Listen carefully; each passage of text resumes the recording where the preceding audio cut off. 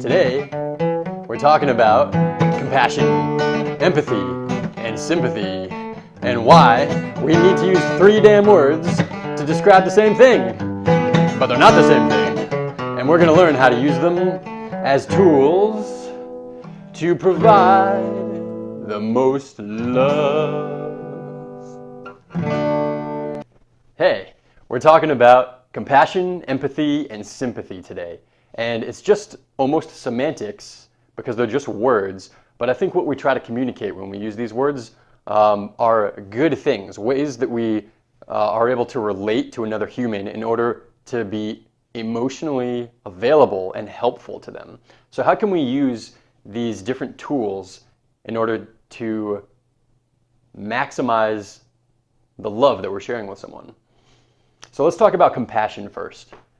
So American Buddhist nun Pema Chodron, she defines compassion probably the most effectively that I've ever seen. And she says that there needs to be a shared humanity. So what does that mean, a shared humanity? Well, can you have compassion with a rock? I would argue no. And the reason is because there's not a, you don't need to go to a dark place in order to relate to the rock, because the rock doesn't have emotion, at least not the way that humans experience emotion. Let's not get crazy on the rocks here.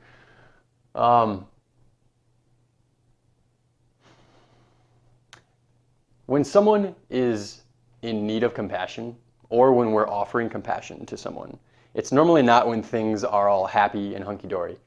It's normally when that person is in a place of fear, or pain, or loss, or they're scared. So how do you connect with someone when they're in that place? Can you listen to them talk to you? And the action of listening and nodding and saying, "I'm so sorry, I love you," is that compassion? Because we can do that without really listening. We can do that while having our own agenda. So even on the outside, it may appear similar to other forms of compassion on the outside. It's not really. I think we all know that smiling and nodding your head is not compassion. So it's not the action that we're doing, it's the place that we're coming from. So what place do we need to be coming from? Well, back to what Pema Chodron says about having a shared human experience. When someone comes to you seeking compassion in a place of fear or pain, then in order to be effectively able to listen to them, we need to first identify in ourselves. We don't even need to communicate this with the other person, but you need to identify in yourself your own feeling of fear that's similar to theirs, so that you bring yourself to a similar place. And that's step 1. But how effective is it if 2 people are just in fear talking to each other? Well, you may have, we'll come back to this, but you may have sympathy then, but is it showing compassion? How do you show compassion? How do you take that similar feeling of relating to their human experience and be compassionate? And the way that you do that is once you identify your own fear, your own darkness that's similar to how they're feeling, you then lead your expression of compassion through being brave. And what you do is you gradually face fully, emotionally, into your fear and your pain. And by doing that, we're not only relating to the other person on the level that they're coming at, but we are allowing a sense of ease that this is okay. We can deal with this. We can overcome this. There is only love here. It's going to be okay. By facing your straight into what you fear and not playing the victim card or pushing away, but actually identifying in yourself and fully owning it,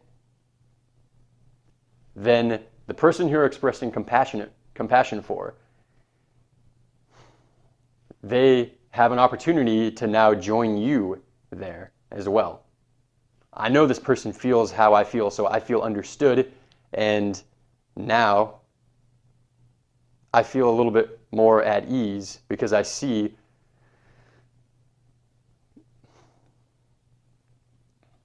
because I feel it's okay. I feel I'm in a safe space to face into my fear, to own my emotions right now.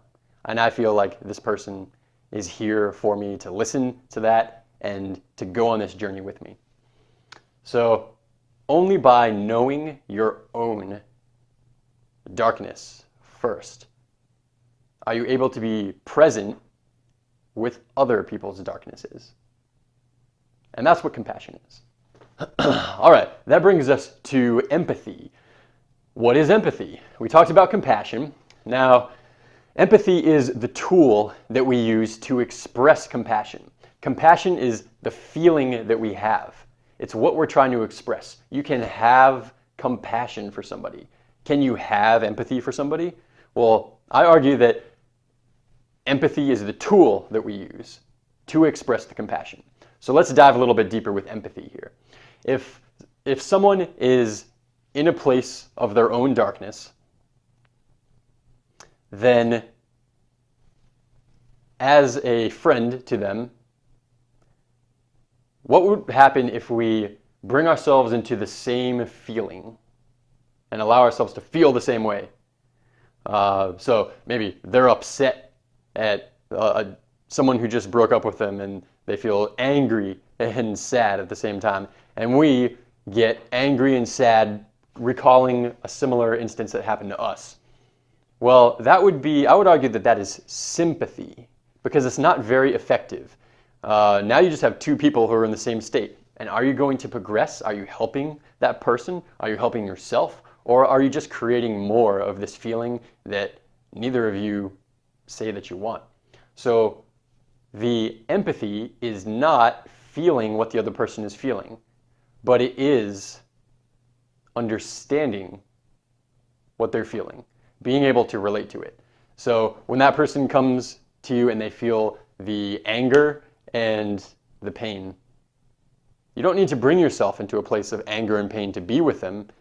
You just need to know, you need to use your own experience to know, remember what it feels like to have anger and pain. So that you know what it feels like, what you needed, what the difficulties are. You can just recall what it's like to be in that place. And then you're able to connect with that person without bringing yourself into a state of fear and pain. And that's empathy. Not feeling what they're feeling, but it's understanding what they're feeling.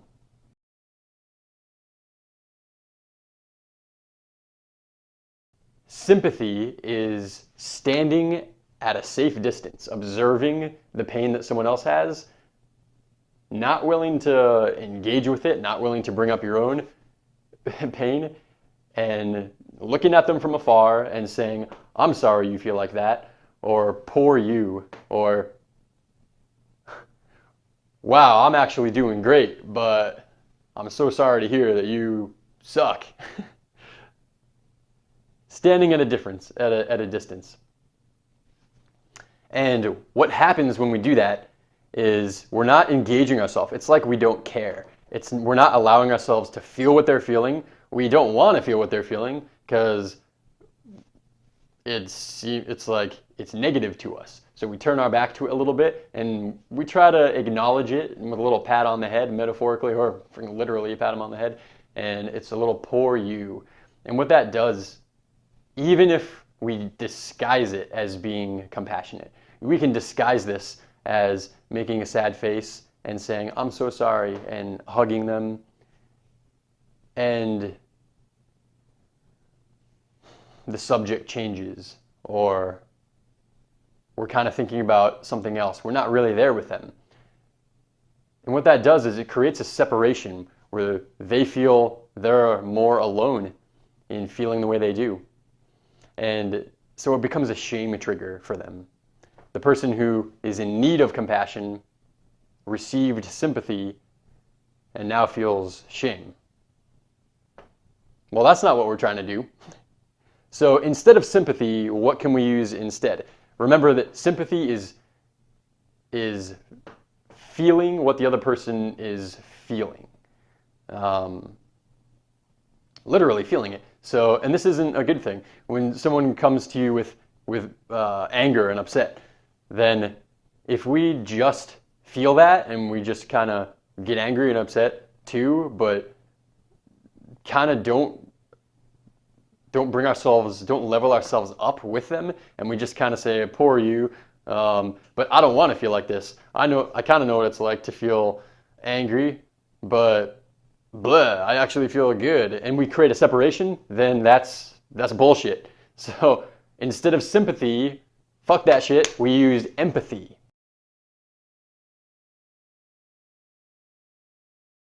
In conclusion, let's talk about compassion and define it in this way. That compassion is the appreciation of a situation that the ego thinks is undesirable. So when I say the ego, I'm talking about the ego in the way that Eckhart Tolle would define the ego.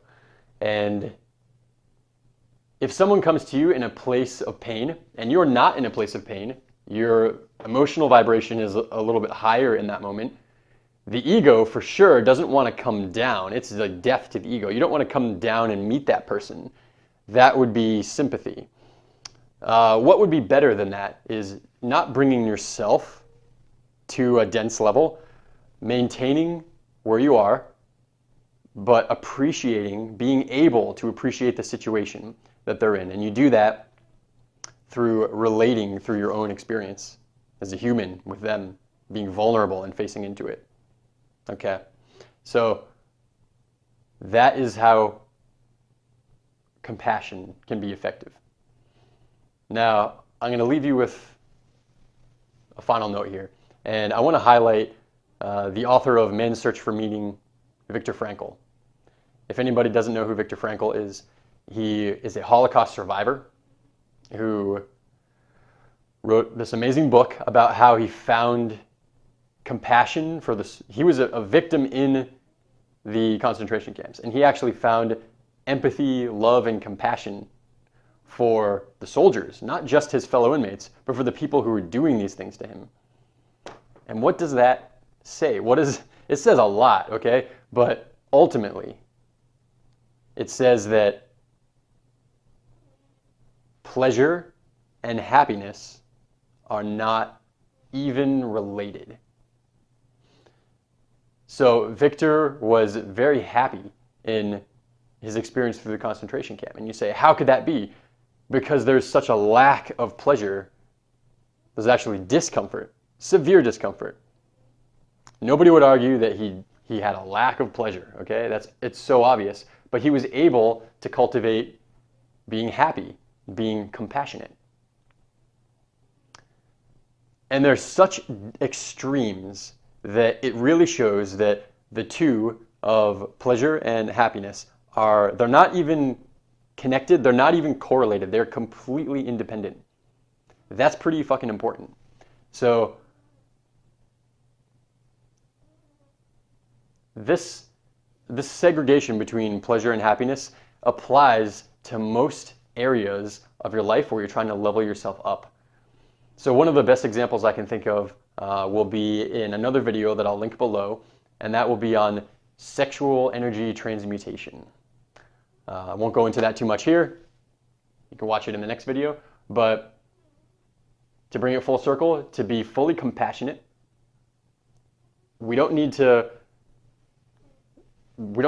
be seeking pleasure. So when someone comes to us with a negative emotion, it is displeasurable to meet them there. Okay, screw that. But in order to live happy life, we don't need to even worry about the place that we're in emotionally. We just need to know that we're progressing. And we do that by acknowledging the situation, relating to that person, and easing into what our fear is. Now, easing into your fear is not pleasurable, but it does lead to happiness.